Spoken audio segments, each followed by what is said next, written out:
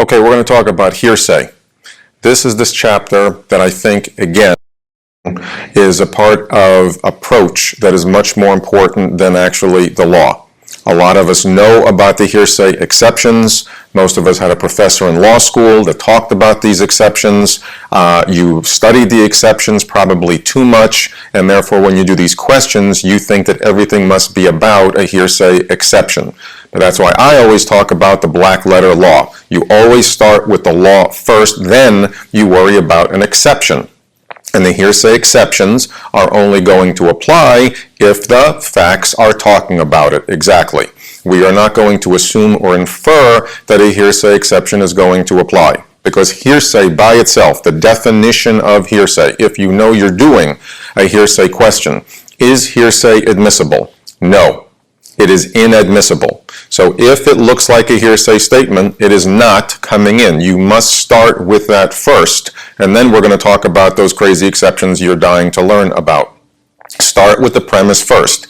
If you think you're doing a hearsay question, then it is not admissible. Inadmissible as hearsay, not within any exception. Okay? What is hearsay? Definition. Out-of-court statement offered to prove the truth of the matter asserted. So when was a statement made? Out of court. A previous statement that now someone is talking about in court currently.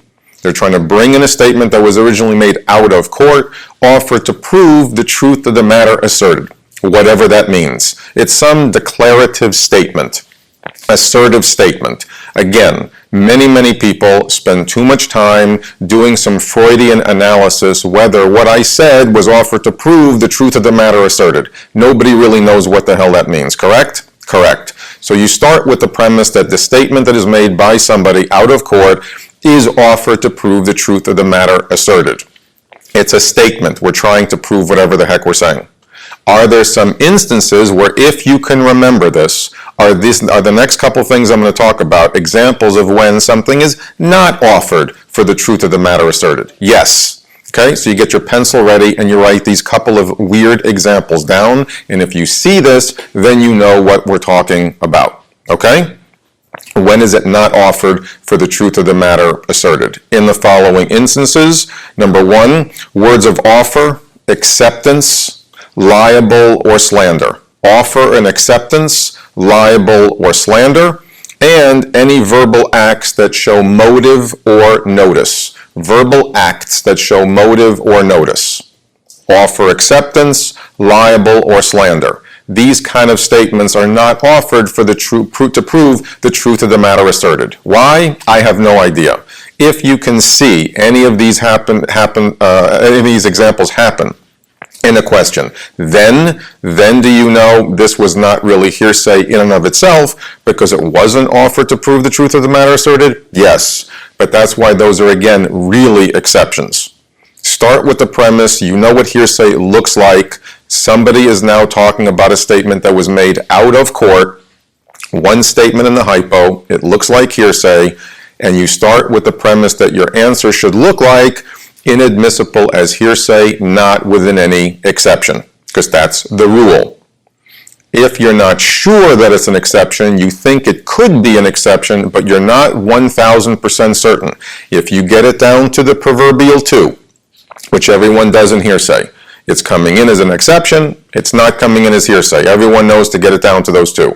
Your default answer, and I'm not saying default like it happens every time, I'm saying you start with that premise, because we always apply the black letter law, you start with the premise that it is hearsay, inadmissible, and not within any exception. Good? Good. Are there the exceptions? Yes. Let's go over some of those now. We'll talk about some basic definitions. Know your elements, just like the other subjects. Know your elements as cold as possible, so when you're reading the question, you have to let them prove to you that the facts are giving you all of the elements that you need to meet the definition. Okay? First big exception we all know is present sense impression. Present sense impression exception. Statement that was made while observing fact. I'm making a statement while I'm observing whatever it is that I'm watching. I saw the car go through the red light. The man was walking down the street wearing a black hat. The woman was wearing a yellow dress as she crossed the street. I am observing fact and I am talking about it while I am observing it. Present sense impression. What was my impression as I was witnessing it? If I call my wife 12 hours later and tell her, I saw a guy go through a red light, I saw a woman walk across the street in a yellow dress, is that present sense impression? No, because I'm now not talking about it while I was observing it. So I need those two things. In addition, there is no emotion. I like to say it's almost like a reporter. It's the who, the what, and the where. And we don't want to talk about emotion because, as you may already know, that's going to relate to some things we're going to talk about later. Present sense impression is simply the non-emotional observation of fact while I am observing it. So again, many of you always are talking about the fact that, I think I've seen a lot of these questions before. The questions look like they're repeating again over and over. I know the rule, John. How come I'm missing the question? Because again, in these hypos where they're changing the facts, that's why I always say you want to slow down and read the facts as closely as possible.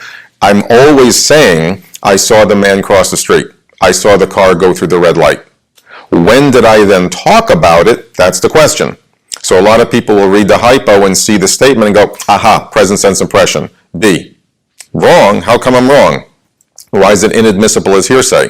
Not within any exception. It looked like present sense impression. Oh, yeah, I see. Line 4 of the facts, which I read too fast and didn't pay attention. John was only talking about it 6 hours later. Have to say what I'm saying while I'm observing it, then it will qualify as the present sense impression. So again, I can know the rule. You must pay attention to the facts, make them prove to you that all the elements are present, then you know to pick the exception. If not, if you're not sure, you always go with inadmissible as hearsay, not within any exception. Next, excited utterance. Everyone loves this one.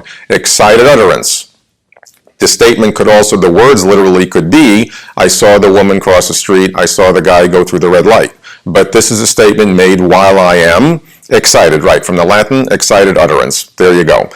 So they usually say, John shrieked, John yelled, John screamed, John yelped, and usually an exclamation point after that sentence, so you know that I was excited. Yes, that's why they have to make it an excited utterance. So once again, the first one, sometimes people read too fast. In this one, they sometimes overthink it. They put an exclamation point and he yelled, it wouldn't be that easy. Shut up and pick it. If it's right there in front of you and they prove to you that while I was excited, I made that statement, then it will qualify as an excited utterance. Take it, take the point, put it in your pocket. Good? Good. Then existing mental, emotional, or physical state of mind. Then existing mental, emotional, or physical state of mind. These three often get confused. Again, present sense impression, non-emotional, I'm just saying what I saw. Excited utterance, I'm making some sort of statement, which could look like present sense impression, but I am excited. Here, we're talking about then existing mental or emotional physical state of mind. What was in my head? And these are statements that generally go to my intent. My intent, that's what you're looking for. Or my emotion, love, hate. I couldn't have killed her, I loved her. I was going to go to New York. I was on my way to LA. Or the physical state of mind, we're talking about things like pain. I'm suffering pain right now. Headache. Physical state of mind. What's going on with me right now physically? Just comments of statements about pain, something like that.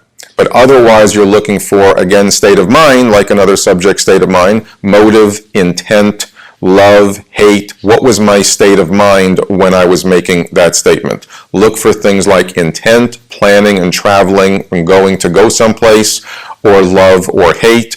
Keep that separate. Business record. The next one is business record. Another classic example where some sort of a record made in the ordinary course of the business. And so again, a lot of these hypos are basically the guy signed an invoice or a piece of paper on ABC Inc. letterhead signed by the president, and right away you're thinking, oh, business record, that's something done by the company. But how often must that thing be done by the company? All the time, every day, no matter what. Not something done once in a while, not something done for a particular case, for a particular project. Has to be done all the time. And how will you know that it's done all the time? Exactly. They have to tell you. They have to tell you. So everything will look like a business record, and that's why you have to slow down on the facts. Make sure you know that they prove to you this document is done all the time. You work in a law firm. There may be a Christmas gift list that the firm puts out so they know which clients to send presents to, or other business-related associates. Even though that's done on the law firm letterhead, and it may be passed around to the other lawyers to get their input, and the other guys may sign something or put something on the company letterhead, is that a business record? No, because it's not done all the time. But your timesheet, those things, every 5 seconds, what were you thinking about? Are those timesheets done all the time, no matter what? Yes, any document done in that regular course of business. So again, they make it look like it. It doesn't really qualify as a business record because it's not done all the time. Then what are you defaulting to? Inadmissible as hearsay, not within any exception. Be careful and let the facts tell you. Next, let us go to statement for medical diagnosis or treatment. Statement for medical diagnosis or treatment. Here we're talking about statement related to past or present symptoms. Past or present symptoms relating to diagnosis or treatment. It's a statement made about being treated, my diagnosis. Something about my gunshot wound. I'm being treated. I'm being diagnosed for a disease. This is more about the treatment itself, the kind of things you would say to a medical person about your treatment, about your diagnosis. We did that other one a couple minutes ago, existing physical, mental state of mind. That's just a statement that I made, could be to anybody. I'm in pain right now, having a headache. But this one, we're talking about medical diagnosis or treatment. This is something you're generally making to someone who's doing the treatment or the diagnosis. Something, some illness, some sort of problem you're having right now or in the past, generally about a medical diagnosis or when you're having medical treatment done by the medical professional. That's what you're looking for. Pretty straightforward. Let us go to recorded recollection. A hearsay exception of recorded recollection. This we know can be confused with another rule which we'll talk about in a second. That's why, again, I always say we have to keep everything separate. The recorded recollection. The witness once knew about this document, but now can't remember. The witness on the stand once knew about something and can't remember. This document, this thing, was either made by the witness, he wrote the article, wrote the book, wrote the document, or he adopted it, i.e. he knew about it and accepted it as something that he was aware of. There's some familiarity with it, either because he wrote it himself or herself or knew a lot about it. Can that be put in front of the witness to refresh their memory? The answer is yes. Witness can verify the accuracy of that document. You're putting it in front of them, recorded recollection. To recollect what they wrote, recollect what they had previously read and or accepted. The key is this may be read into evidence. May be read into evidence. Recorded recollection. Okay? So they're showing the guy something. Didn't you write this? Don't you remember you adopted this? Don't you remember you were aware of this? Now I'm reading it to say, oh yeah, I remember this now. Jogging the memory, recollect, making him recollect what he wrote. And the key is for the recorded recollection, it's read into evidence. Recorded recollection, think recorded, put into evidence. Because we're going to talk about that other thing in another chapter, which is recollection refreshed. There's another rule we're not going to talk about now. Don't put it on your piece of paper right now because it's not a hearsay exception. Recorded recollection is a hearsay exception.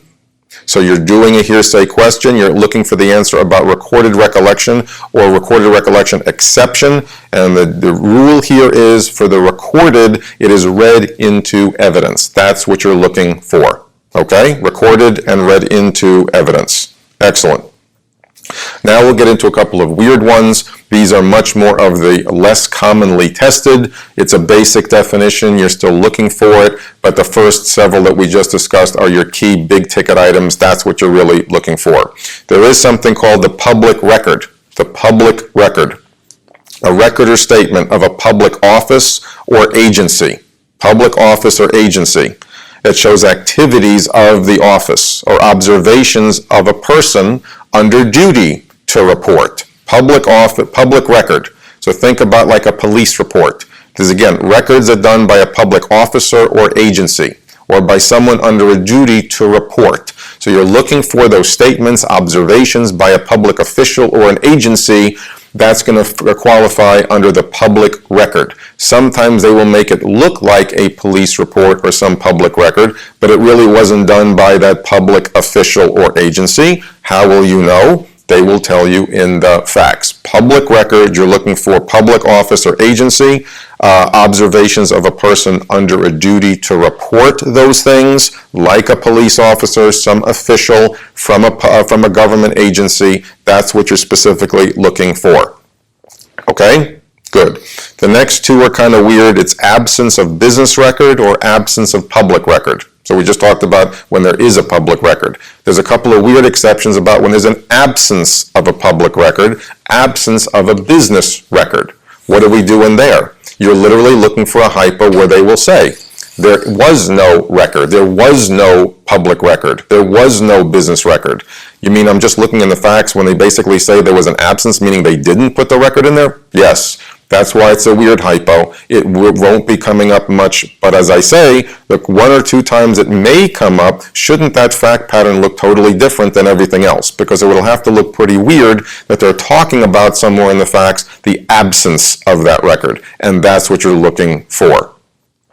There's the learned treatise. The learned treatise.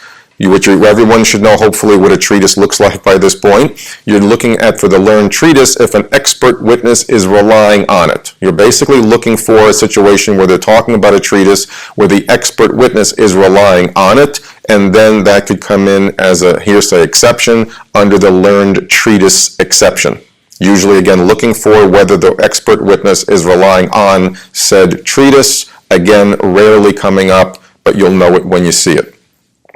And we have ancient document, a document that is more than 20 years old and authenticated. A document that's more than 20 years old and authenticated, authenticated again meaning no signs of tampering, it's okay. Then you can look for the argument it's an ancient document and will come in as a hearsay exception of an ancient document. So what if it's less than 20 years old? Then it probably won't, and you'd be looking at the answer that says hearsay, which is inadmissible, not within any exception. Again, make them prove that all the elements are present. That's how you will know whether it's coming in as an exception. It will always look like one of these, and that's why you have to stick to your definition. And when in doubt, it's just hearsay, not within any exception. So again, for that ancient document, you're looking for more than 20 years old and authenticated. And then lastly, for this, we have the so-called catch-all exception, the catch-all exception. Again, you're not looking for this. It would have to look pretty obvious when and if you would ever apply it. The catch-all exception basically says any other kind of a statement, any other statement that is trustworthy, material, and in the interest of justice, we should admit it. Then, will it come in under the catch-all exception? Yes. Catch-all hearsay exception. Any other kind of statement that we haven't talked about, which is material, that is trustworthy, and in the interest of justice, it should come in. Then could it qualify under the hearsay exception called the catch-all? Yes. Once again, how would I ever see this, John? They would either have to give you all the elements I just talked about in the answer choice, i.e., in which of the following cases could another statement come in, and then they'd literally have to give you the elements in an answer choice, and you say, aha, they're testing me on this catch-all thing. Should you worry about this? Should you be looking for it? No. This is literally the exception to the exception. If you see those buzzwords, though, you put it on a note card and you say, aha, if I see it, this is what I'm looking for, and you're good to go. The big ones to be worrying about are those first 6 or 7 that we talked about. Those are your highly tested ones. The other ones will come up and they will be very fact specific, and you're good to go. Now we're going to talk about a couple of exceptions where the so-called unavailability requirement is important. Okay? All the ones we've just talked about, whether the declarant, the person talking, is available or not, doesn't really make a difference. In these three little exceptions we're going to talk about now, unavailability is an element in all three, where the declarant is now unavailable. Does unavailable mean dead? No. Just means they could be missing. They could be, God forbid, in a coma. They could take the fifth. They could be in the witness protection program. All we know is they're not currently at the trial now. Unavailable. Okay? Again, I make a card for all my hearsay exceptions. I just keep these three separate for the unavailability requirement. Keep them separate. It's just an additional element, and you're good to go. But remember, unavailability, they would have to tell you in the facts whether the guy is unavailable or not. So the first one, the most popular one, of course, everyone loves, is the dying declaration. This is my favorite too. The dying declaration exception. Everyone knows, again, the declarant must be unavailable. Doesn't mean dead. It could be, but it doesn't have to be. That's your first element, is unavailability. Two, the declarant has to believe they are dying, has to believe that there's an impending death. Two, the statement is about why they're dying. Why am I in this position? Three, it only applies in a homicide or civil case. A homicide or civil case made when they think they're dying. It's about why they're dying, and now they're unavailable. Okay? Four little elements, but I got to have all of them. So every dying declaration hypo, or what looks like dying declaration, starts the same way. You've seen these hypos. John was laying in the street bleeding. The cop comes over to him and says, Mr. Grossman, are you okay? Nope, this is it. I'm really cold. I'm turning blue. Yep, there goes my life right in front of me. It's almost going to happen right now. Oh, and everyone says, aha, dying declaration. John thinks he's dying, and they scoot down to the answer choice and pick dying declaration. Wrong answer. How come? I thought he was dying. One, they have to tell you that I'm now unavailable. And if they don't tell you that, you don't know, and therefore, it's just hearsay and it's inadmissible. Two, if I say, yes, I think I'm dying and that's it. I just wish my Jets had won the Super Bowl once before I died. Oh well. And then I die. Well, now I'm unavailable. I made a statement believing I was dying, but is that statement about why I believe I'm dying? No. So therefore, it's just hearsay, not within any exception. If I say to the cop, I think I'm dying, this is it. And there goes Dan Marino. He shot me. He's been waiting to kill me all these years because I talk bad about him every chance I get. There he goes in the Mercedes down the street. Go get him. And then I die. Is John now unavailable? Yes. In the murder trial of John Grossman, Dan Marino's on trial. If it's a homicide case and I'm now dead, and I said that I thought I was dying, and I said why I was dying, because Marino shot me, now are all the elements met in that fact pattern? Yes. And now would it qualify as the dying declaration? Yes. Make sure you know your elements, but most importantly, make sure that they give you all the elements in the facts. Just because it looks like it doesn't mean it's actually going to qualify as the dying declaration. And yes, if God forbid anything ever happened to Dan Marino in South Florida, John would be the prime suspect in that case because everyone knows that I razz about him all day long, whether on video or in a classroom, so I better make sure I have a good alibi, but we'll talk about those rules later. Okay, back to business, John. Shut up, we're trying to learn. Here we go. Next exception, statement against interest. Statement against interest. Unavailability is another element. Statement against interest. This is where the declarant makes a statement making him or herself look liable or guilty. Statement against my own interest. I'm making a statement making me look responsible, liable, or guilty about something. Okay? Now this looks like an admission. Looks like an admission, but it's not. We have to keep those rules very, very separate. So this is only a statement against interest. How do I know the difference? Because generally the statements against interest, generally speaking, are made by a non-party. Non-party. Because if a statement is made by a plaintiff or defendant, a party, then it's technically called an admission. That's correct. So for right now, generally speaking, The statement against interest will be made by a non-party who's now unavailable, and it's something that makes them look responsible, makes them look liable or guilty. How do I know what if they tell me that it was a party? How will I know whether to pick admission or statement against interest? If you do get a hypo where they're giving you the plaintiff or defendants making the statement, and they tell you in the facts that that person is now unavailable, aha. If they tell me that he's now unavailable, now I know they're trying to talk about the statement against interest. That's why, generally speaking, it's generally made by a non-party, just somebody else who's making a statement, making themselves look liable or guilty. If it happens to be a party, they have to tell you that the guy is unavailable. That's how you know to look for statement against interest and not that other thing called an admission. Okay, and again, statement against interest, hearsay exception. Good? Good. Next, former testimony. Former testimony. This is, again, a little bit of law. Get your elements down. This is one of those you really have to do a few examples in the facts to see what it looks like, but once you do, you know where they're going.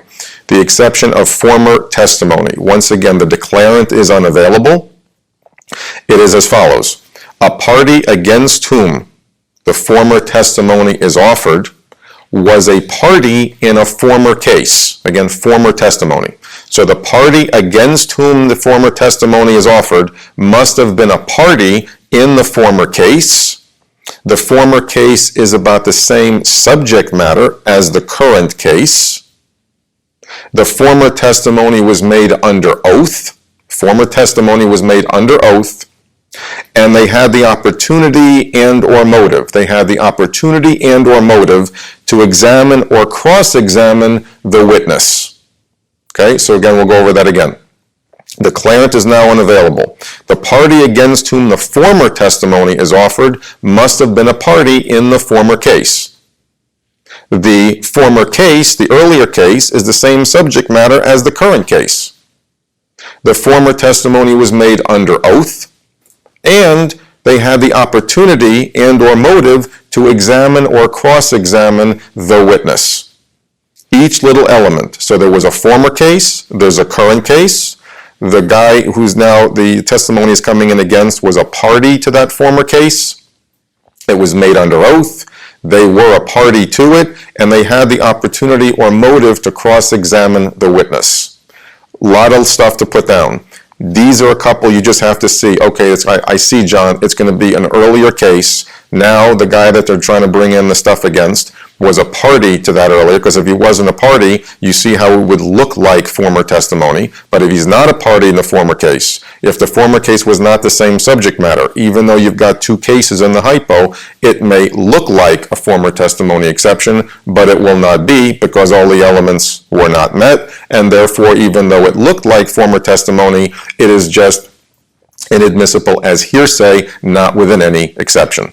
Okay, get the law down, you'll see a couple of examples, and you're good to go. Statement against interest, you keep separate from the admissions, because the admissions are always made by a party, which we'll talk about in a minute.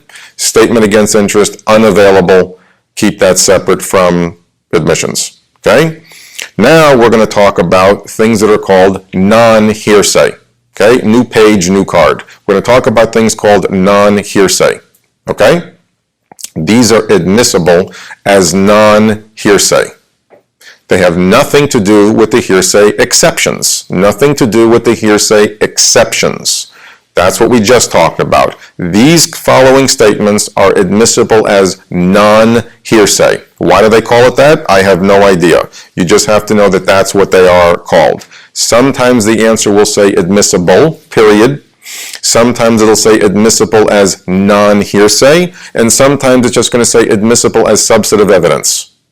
These are just terms of art you want to look for and not be looking for answers talking about hearsay exceptions. Those were the things we just talked about.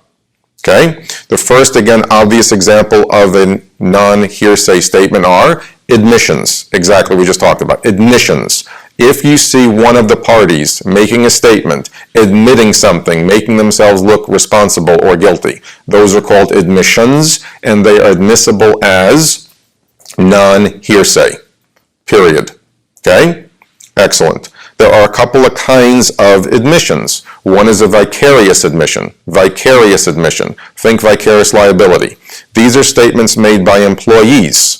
Employees of a company are making statements about the company, about liability. The bus driver, the mechanic, a worker in the company is saying, yeah, we don't fix the brakes on the bus. Yeah, we're usually drunk when we're driving around those kids on the school buses. Now those are statements made by employees of a company. They will come in against the company as vicarious admissions. If the bus company, if the corporation is a party, those are vicarious admissions, also called non-hearsay. Adoptive admissions. Adoptive admissions. These are statements basically where they're not really statement. This is silence. Adoptive admission is where you don't respond when an innocent person would normally protest. Adoptive admission. This is when someone says something to you which looks like an accusation, and normally you would say, no, of course I wouldn't do that. No, I wouldn't steal. No, I wouldn't kill. But instead, it's an adoptive admission when you're silent, when you don't respond, when a reasonable person would object or protest and say, no, you're crazy. If I'm at a bar, if I'm at a restaurant, I'm at a gathering, and someone says, hey, did you hear something happen to Dan Marino today, John? I know you've been joking about that for the last 30 years, but, you know, you didn't really finally snap. You didn't really finally do something, do you? Now, someone accuses you of shooting or killing somebody, you'd normally say, oh, come on, that's a bunch of BS. You know I would never do anything. It's all a joke. But if someone says, John, we heard something happen to Marino. Did you do it?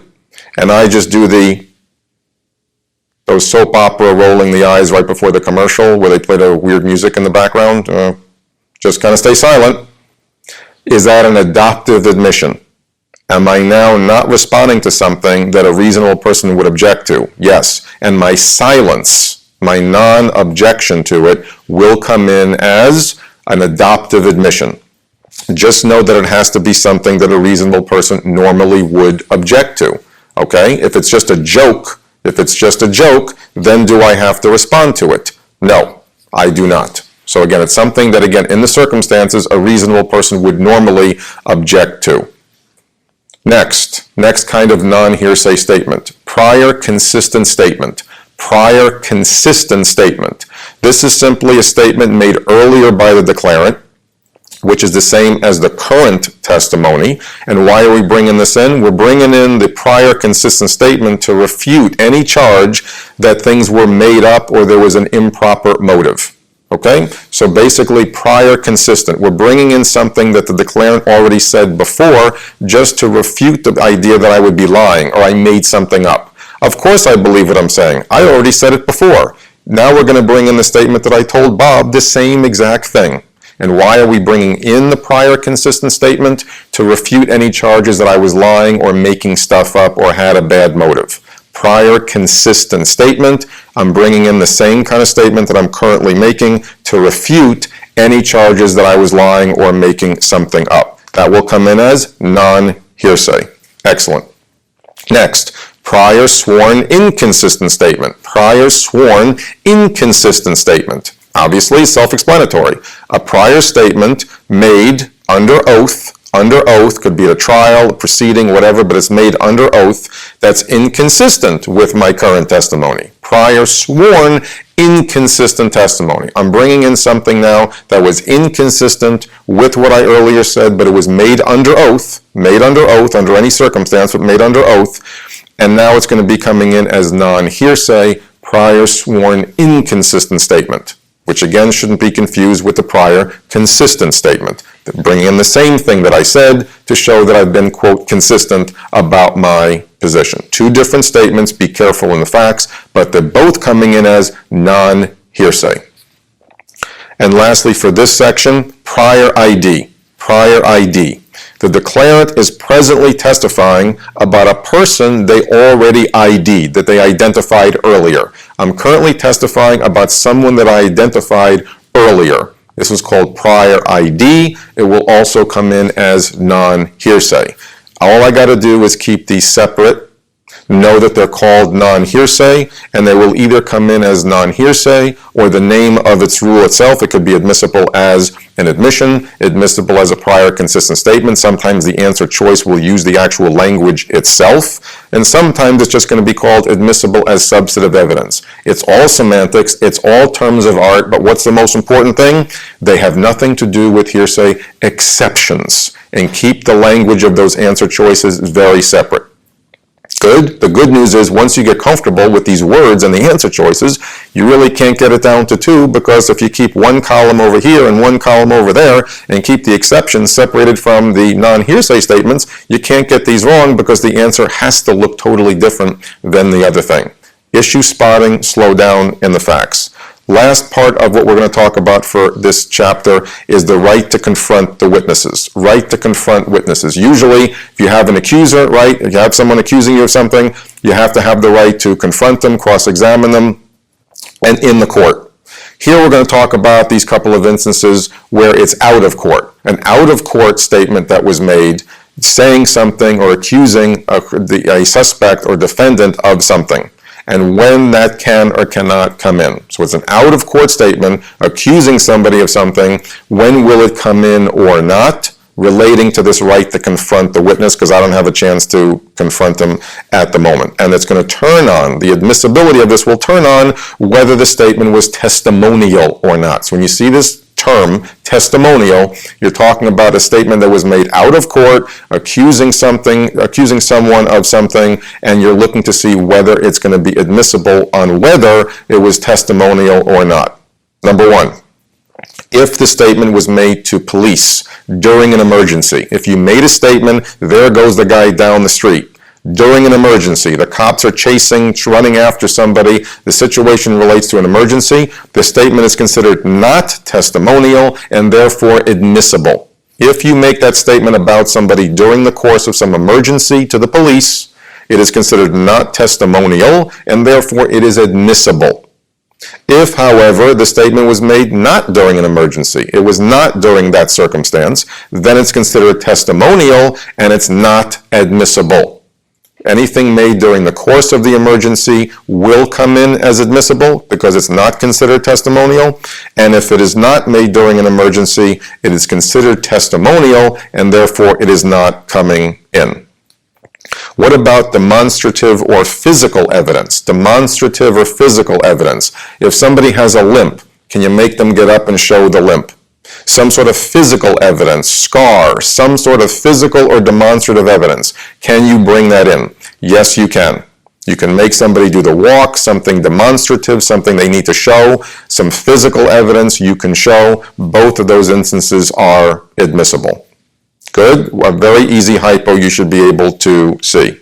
And lastly, the hearsay upon hearsay. We talked about all these different rules relating to out-of-court statements. Generally, the hearsay statement is going to be one statement. Hearsay upon hearsay are two statements.